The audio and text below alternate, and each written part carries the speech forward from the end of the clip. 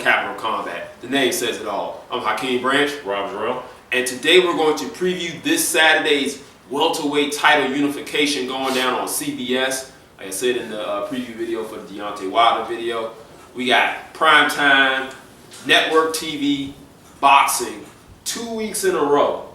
And this is the first time in my short life that it's happened. I'm celebrating it. I'm excited about it. We got two evenly matched guys. We got a decent light heavyweight match going on between Andrew Fonfara and Chad Dawson. Then we also have a 154-pound showcase fight between Erickson Lubin and Cota. What's his first name? Jorge Cota. Jorge Cota. That should be a good one as well. Talking about that fight, I don't know a lot about Cota, but for me, Erickson Lubin is like a poor man's version of Errol Spence. They both have the symptom, both southpaws. They both have that seek and destroy mindset. There's a little bit more technical prowess to Spence than there is to Lubin, but they both get the job done, and they get it done emphatically. And I expect Lubin to do the same thing here. He has someone. He has someone that is battle tested in Cota. His only loss was to you said Rubio. Yeah. So he's fought some tough guys, but skill and talent wise is probably the best guy that he's fought, and I believe he'll fall short. Like I said, I think this is a showcase for Lubin. Forgive the helicopter, we're Raj, near right airport. by, yeah. That's what I was gonna say. We're right by the airport. There's a military base close by as well. There's a lot of stuff going on. Yeah. Good old DMV. Anyway, let's move on to Chad Dawson versus Andrew Fonfara. And this is another one of those question mark fights where we don't know how the guys are going to look coming in. We both know they're very skilled guys. Dawson being the former light heavyweight champion of the world. Fonfara being a contender several times for the belt. Coming up short against Adonis Stevenson. And also Joe Smith Jr. And he has since changed camps to work with Virgil Hunter. And the question mark with that is it too late for him to learn any new wrinkles?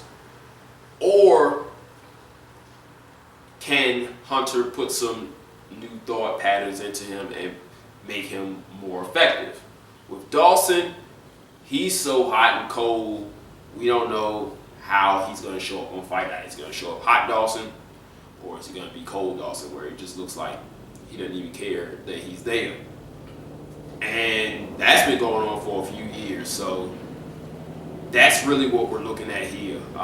If he shows up ready to go, this should be an entertaining, close fight. That's right. Because both guys are fairly tall, both guys utilize their reach well, both guys have good footwork even though they use it differently.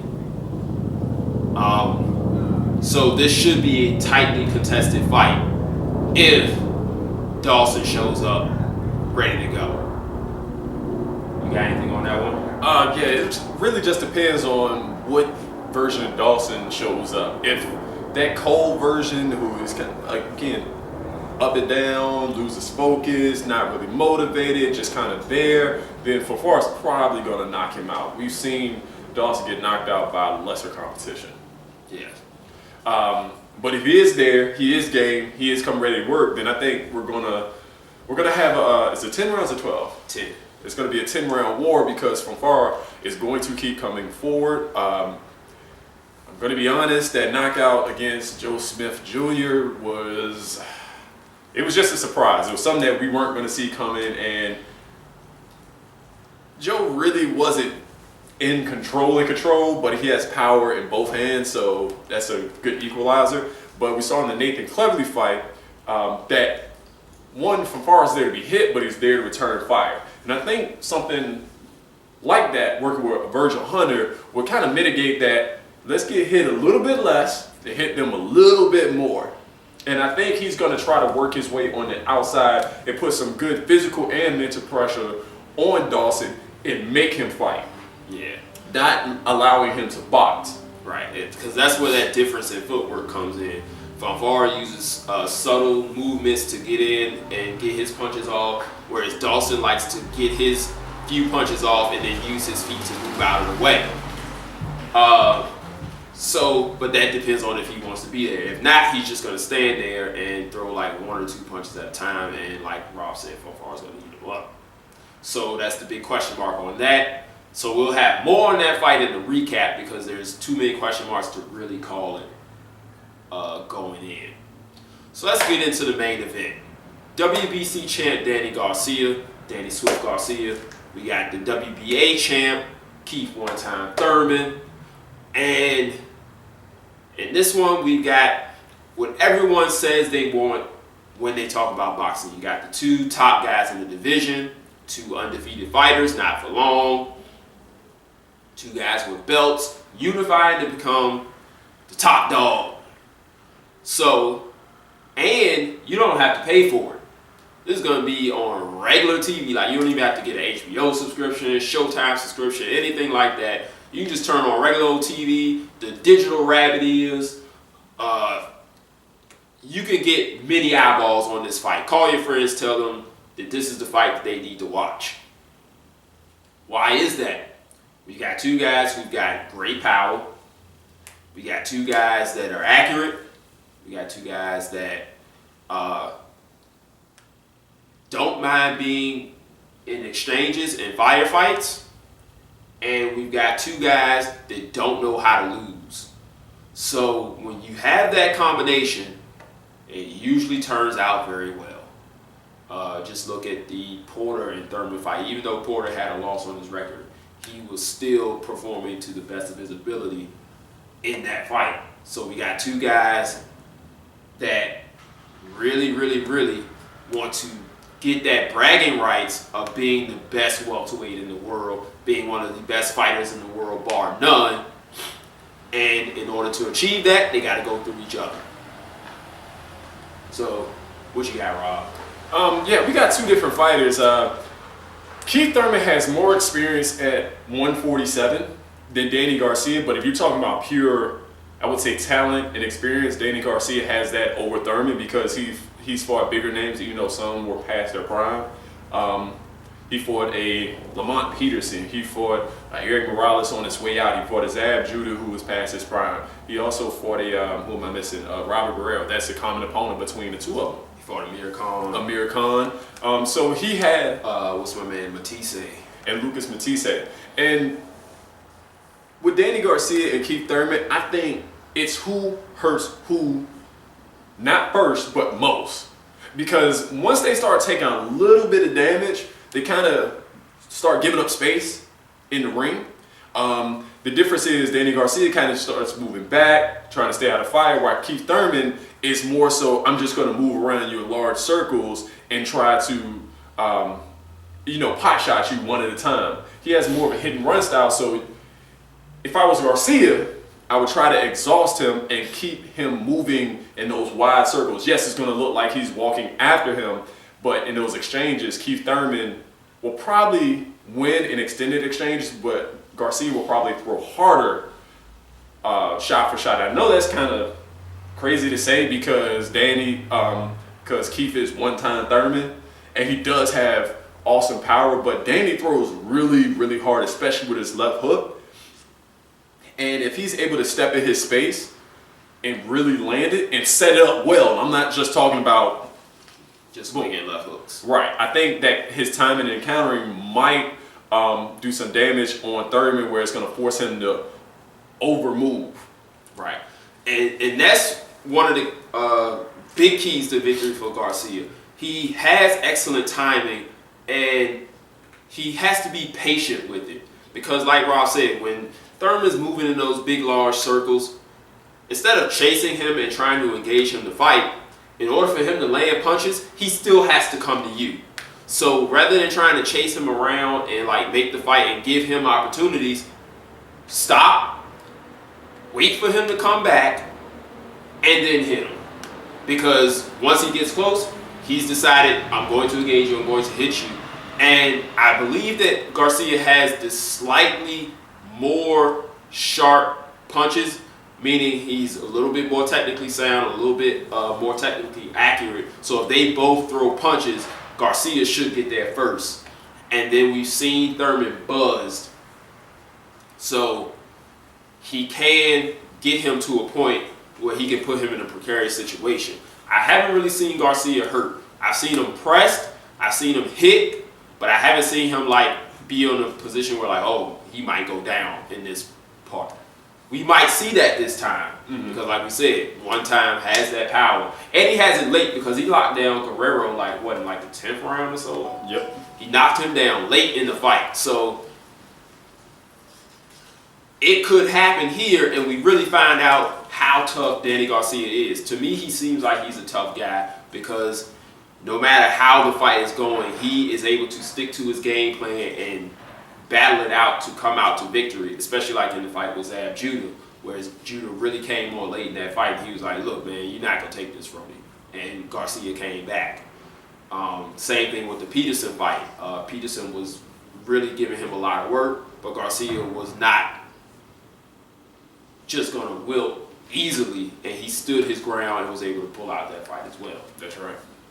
So those are the intangibles that go into this fight, the psychological battle that we're going to have. Will Garcia try to chase Thurman and do a hunt to kill type of thing, or will he be patient and wait for him to come in? Will Thurman be able to lessen his amount of movement and beat Danny in the exchanges? They both have very fast hands, but I think just the tinge more sharpness of Garcia will have him getting there first. But if Thurman isn't first, maybe he finishes the exchanges. Like he gets hit, he throws 2 more punches because Danny is very economical with his punches. So Keith can maybe outwork him and secure a victory in that fashion. I think both guys' chins are good enough that we don't see a knockout, but we do see both guys hurt at some point in the fight. Right. So as far as a decision, I've been leaning towards Garcia for a while. Thurman is, I believe, the favorite in the fight for various reasons, and he very much can win. But I think for the reasons I just explained, I think Garcia can pull it out. It might not be a popular decision, but that would be the decision that's rendered. Yeah, I don't think it's going to result in a knockdown. I don't think either guy's really going to get knocked out. I think in a fight like this, it's going to be the decision. It's not going to be a clear-cut winner. Actually, I would hazard to say that you get a split decision, pretty controversial. I don't know who the judges are. I don't know. I'm just looking for this fight to go well. We just have to see really the ebb and flow in the fight, but I think it's going to be a split decision, controversial. I think Thurman may win on activity unless he starts doing the hit and run pot shot style. Then Garcia is really going to probably step it up and go after him, forcing Thurman into exchanges and possibly tiring him out. But what we've seen from Thurman is that both guys have really good conditioning. I want to say Thurman has better conditioning. You just have to see if he can keep that up for 12 rounds. Yeah, and I think he can because that fight with Porter was fought at a pretty torrid pace. I mean, they were going at it and Porter was in his face all night. Danny Garcia is a different style fighter. And the reason I thought Thurman was going to win that fight was because he was a tighter puncher than Porter, and that's what it showed. Right. So we're talking mere centimeters here, not even inches. Like, this is like very close in how sharp these guys are. And when you're at the elite level, that's really where the differences come. They're not that vast. And that's why we like to see these fights. We like to see them play out because these guys are at the top of their game. And it's a matter of a few small tweaks here and there that bring out the victory for one fight or the other. So, like I said, call your friends, tell them watch this fight. The guys are always like, oh, you know, who's the next guy to watch? We got 2 of them in the ring this Saturday. So tell them tune in, have a fight party. I don't know, you know, what your thing is. But whatever, just get some eyeballs to watch this fight. It should be good. You got anything else?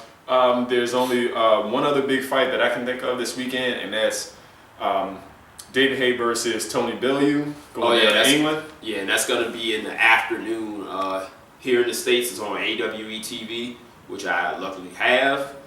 I probably won't be at home at the time, but I'm going to DVR it. If you have Fios, apparently it's on there, so catch that if you can. Yeah, and I think Haye wins that and pretty handily. Let me make sure I'm not missing anything else. There's UFC 209 going on as well. Tyron Woodley versus Stephen Wonderboy Thompson 2. That's right. I'm going to do that one on my own. Probably as these videos upload to YouTube, I'll knock that one out. So if you are an MMA fan as well, look out for that video too. Make sure you like this one. If you have, let us know what you think down in the comment section below. Who you're picking, why you're picking them, what leads you to believe that that person's going to win. Hit us up on our social networks. I don't know if I said that. All those links are below. And then join us again for the recap where we talk about what happened in the ring and what led to victory for each guy. Because that's where you can really sink your teeth in and really see, break down what happened is post-fight, because it's just a lot of question marks and speculation in the preview videos. But then once we actually have the product, we can really break it down, chew it up, and get some good stuff out there. That's right. So join us for the recap, and we'll see you guys then. Until then, fight on. This is round one, and you've already lost. They don't seem to see that everything we've done is coming and cost. My fists are on fire, I perform till I perspire. My demons are in a rage, keep thinking that it's a game. I kick crime, hurricane. I told them I don't play, I'm liquid. Black Street Fighter.